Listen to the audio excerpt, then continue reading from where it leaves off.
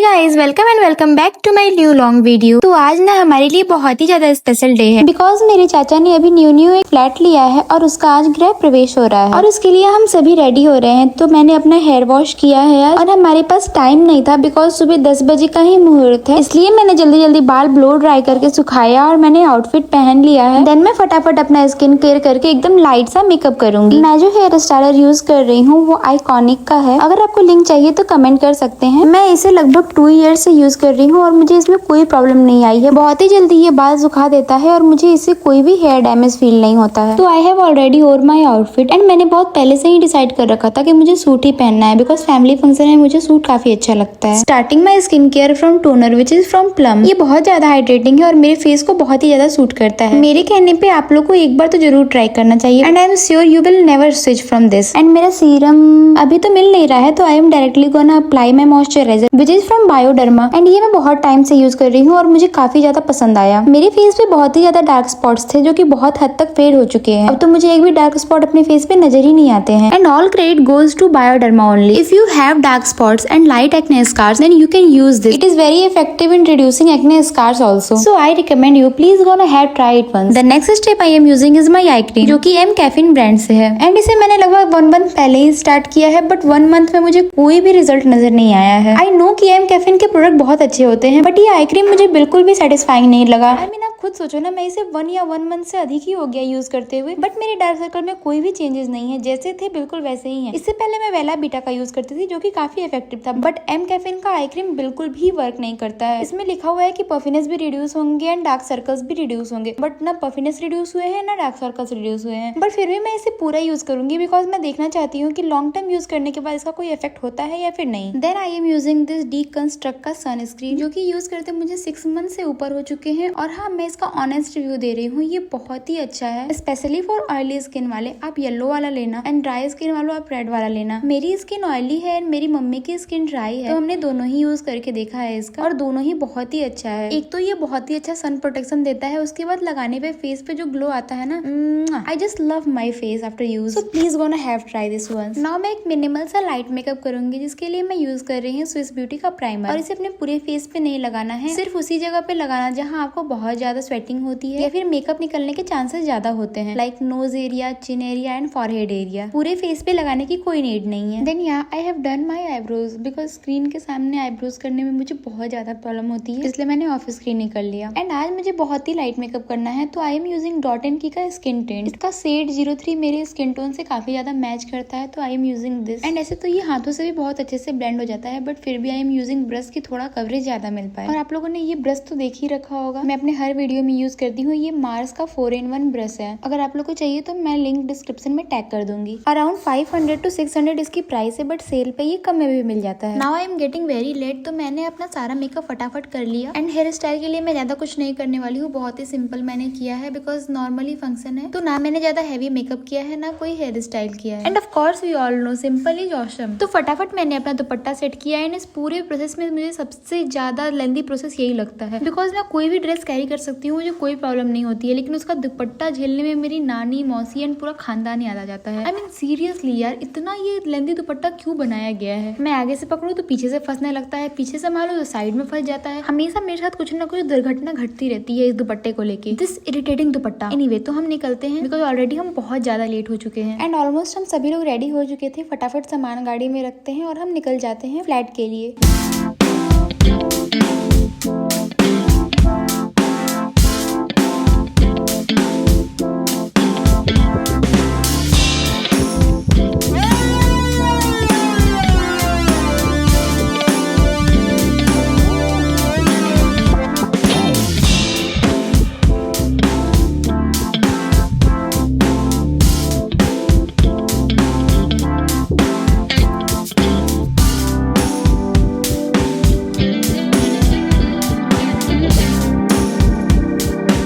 घड़ी में 8 बज रहे थे और हम पहुंच चुके थे फ्लैट पे। वहाँ जाने के बाद सारा सामान बिखरा पड़ा था और गेस्ट 9 बजे से आने वाले थे, तो हम फटाफट जाने के बाद वहाँ पे अच्छे से डेकोरेशन करते हैं, सफाई करते हैं, बाहर बहुत सारे चेयर्स वगैरह भी लगाते हैं, गेट पे फ्लावर गार्लैंड से डेकोरेशन करते हैं, एंड मंदिर वगैरह एवरीथिंग सजाते हैं। एंड इन सब चीजों को मैं शूट नहीं कर पाई बिकॉज घर का फंक्शन रहता है ना, तो आप काम में इतने ज्यादा बिजी हो जाते हो कि आपके पास टाइम ही नहीं रहता है अदर चीजों के लिए। एंड अब तक सारे काम फिनिश हो गए थे, चाची पूजा पे बैठ चुकी थी। तब तक चलो मैं आप लोग को एक छोटा सा फ्लैट टूर कराती हूँ। तो ये एक 2 BH का फ्लैट है। अभी मैं जिस रूम में आई हूँ ये मास्टर बेडरूम है, यानी चाचा और चाची का रूम है। फर्नीचर वगैरह बहुत ही ज्यादा अच्छा लगा था, कलर कॉम्बिनेशन भी बहुत ही अच्छा चूज हुआ था। अभी रूम का कलर पेंटिंग होना बाकी है जो कि आई थिंक नेक्स्ट ईयर होगा। एंड इस रूम से ही एक छोटा सा बालकनी है जहाँ गीले कपड़े फैलाने की थोड़ी जगह है। एंड यहाँ शाम में बैठ के बाहर का नजारा देखते हुए कॉफी एंजॉय करने का बहुत अच्छा जगह है। एंड मैं जब से वहाँ गई थी ना तब से मैं काम में ही बिजी थी, तो मेरे पेट में चूहे कबड्डी खेलने लगे थे। तो मैंने सोचा कि जब तक उधर पूजा हो रही है तब तक मैं 2 पूड़ी और थोड़ी सी सब्जी तो निपटा ही सकती हूँ। उधर सब लोग पूजा में बिजी थे, तब तक मैं अपना पेट पूजा आराम से कर लेती हूँ। एंड देन एक बढ़िया सी कुल्हड़ वाली चाय आती है, उसे पीने के बाद मेरे अंदर एनर्जी तो ओवरफ्लो होने लगती है। देन पूजा के टाइम फूलों की जरूरत पड़ती है, इसलिए मैं फूलों को इस तरह तोड़ लेती हूँ। एंड ये जो चौकी पे फिगर बना हुआ था इसके बारे में पंडित जी से पूछती हूँ कि इसे क्या कहते हैं। फिर वो मुझे विस्तार से इन सब के बारे में बताने लगते हैं। और घर में जितने भी लोग थे सब अपने अपने तरीके से कुछ न कुछ तैयारी कर ही रहे थे। फिर पंडित जी ने हमें इन 9 ग्रहों के लिए अलग अलग झंडे लगाने को कहा, और ये 9 झंडे लगाने के लिए 5 लोग लगे हुए थे क्योंकि झंडा सीधा खड़ा ही नहीं हो पा रहा था। फिर हमें लास्टली उसे बांधना पड़ा। देन सभी मेहमान आ चुके थे एंड फाइनली पूजा स्टार्ट हो जाती है। चाचा के फ्रेंड्स, चाची के फ्रेंड्स, चाचा के ऑफिस वाले एंड चाची के ऑफिस वाले सभी लोग आ जाते हैं। बिकॉज रूम में पूजा हो रही थी इसलिए उतना जगह नहीं रहता है, तो मैंने जो बाहर चेयर्स लगाए थे सारे लोग उस पर बैठे रहते हैं। एंड लगभग 3 से 4 घंटे तक ये पूजा चलती है। ऐसे तो नॉर्मली सत्यनारायण भगवान की कथा ही करवानी थी, लेकिन पंडित जी ने कहा कि जब करवा ही रहे हैं तो अच्छे से गृह प्रवेश करवा दिया जाए। देन कब से काम करते करते और सबको चाय लस्सी देते देते मैं थक गई थी, तो मैं भी थोड़ी देर पूजा में बैठ जाती हूँ। एंड जो पूजा में मंत्रोच्चारण होते हैं ना वो सुन के मुझे बहुत अच्छा लगता है, बहुत ही सुकून मिलता है।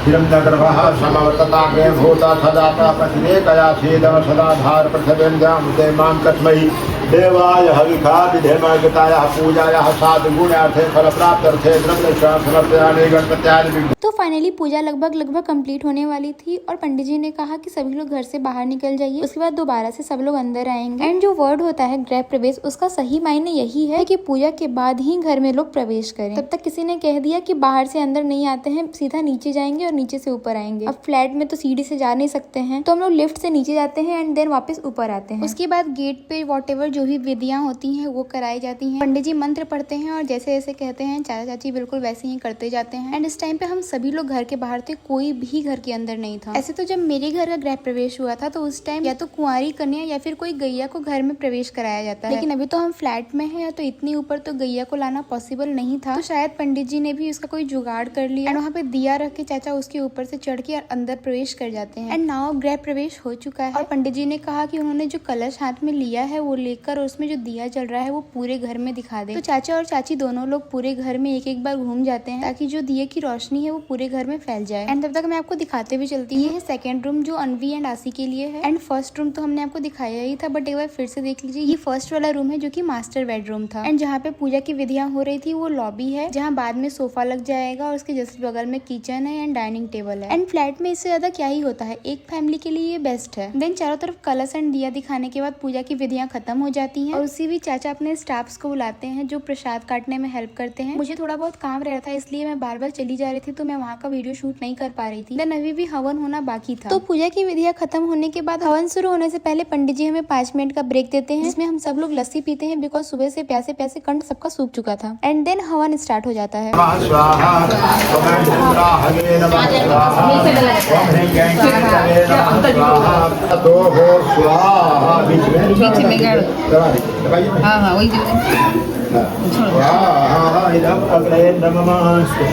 पवित्रेण सतधारेण सुखा कामधुक्षा स्वाहा। सत्यनारायण स्वामी सत्यनारायण स्वामी गणपादक हरण ओम जय लक्ष्मी रमणा।